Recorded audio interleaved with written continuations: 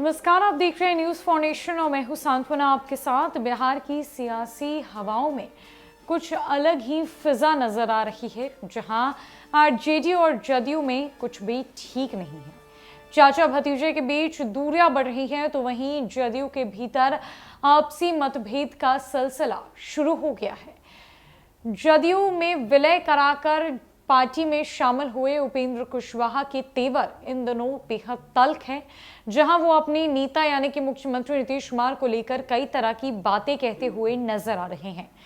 अब ऐसा कहा जा रहा है कि जो डील की बातें उपेंद्र कुशवाहा की तरफ से कही गई है कि आरजेडी और जदयू में एक डील हुई है, तो उस पर उपेंद्र कुशवाहा ने एक सियासी प्लान तैयार कर लिया है, जिसके पेच में तेजस्वी यादव और नीतीश कुमार कभी भी फंस सकते हैं। इतना ही नहीं, उपेंद्र कुशवाहा ने मुख्यमंत्री नीतीश कुमार से कई तरह के सवाल दागे और कहा कि आप बताइए कि क्या डील हुई थी महागठबंधन की सरकार बनने के वक्त। दरअसल बिहार में सियासी घमासान उस समय तेज हो गया जब जदयू संसदीय बोर्ड के अध्यक्ष उपेंद्र कुशवाहा ने चौंकाने वाला दावा किया। उन्होंने नीतीश कुमार से जदयू के आरजेडी में विलय होने की डील का जवाब मांगा। उन्होंने कहा कि जदयू आरजेडी में क्या डील हुई है, इस पर नीतीश कुमार जवाब दे। इस सवाल ने बिहार की राजनीतिक चर्चाओं को भी बल दे दिया है। राजनीति के जानकारों की माने तो उपेंद्र कुशवाहा जदयू से शिफ्ट करने का प्लान तैयार कर रहे हैं।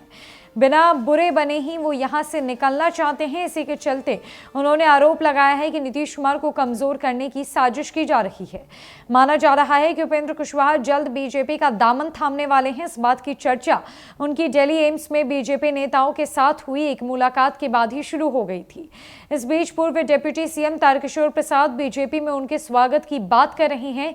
इसी के बाद कुशवाहा का मुख्यमंत्री नीतीश कुमार से सीधा सवाल बिहार की राजनीति में नई अटकलों को मजबूती दे रहा है।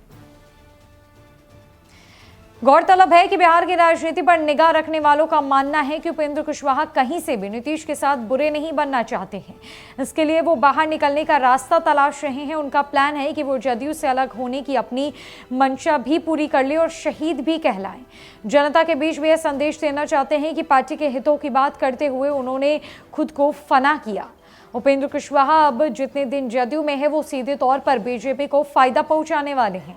दरअसल कुशवाहा जितने दिन भी जदयू में रहकर नीतीश कुमार और जदयू की राजनीतिक कमजोरी गिनाएंगे, उनका सीधा लाभ बीजेपी को मिलेगा। जनता में पहले से बन रही जदयू की आरजेडी में विलय की थ्योरी और मजबूत होगी और उनके कोर वोटर लव कुश बीजेपी की ओर मूव करने का मन बना लेंगे।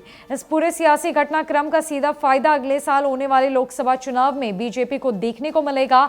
दूसरा फायदा साल 2025 के बिहार विधानसभा चुनाव में नजर आएगा। उपेंद्र कुशवाहा का अगला कदम क्या होगा, इसे तो सिर्फ भांपा जा सकता है, लेकिन इस पर मुहर नहीं लगाई जा सकती। उपेंद्र कुशवाहा ने अगर बीजेपी का दामन थाम लिया तो जदयू को एक भारी नुकसान झेलना पड़ेगा।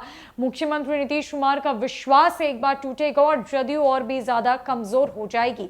लेकिन नीतीश कुमार का भी प्रेम उपेंद्र कुशवाहा की तरफ बढ़ता नहीं बल्कि कम होता हुआ नजर आ रहा है। जहां उपेंद्र कुशवाहा की बातों को मुख्यमंत्री नीतीश कुमार ने साफ तौर पर इग्नोर करते हुए ये कहा कि ना तो मुझे कोई लेना देना है, ना ही मुझे कोई फर्क पड़ता है कौन क्या कहता है, उनकी अपनी इच्छा है। अब देखना यह है कि उपेंद्र कुशवाहा ने जो सियासी प्लान जदयू को छोड़ने का तैयार किया है वो कब सफल हो पाता है। फिलहाल के लिए इस खबर में इतना ही। नमस्कार।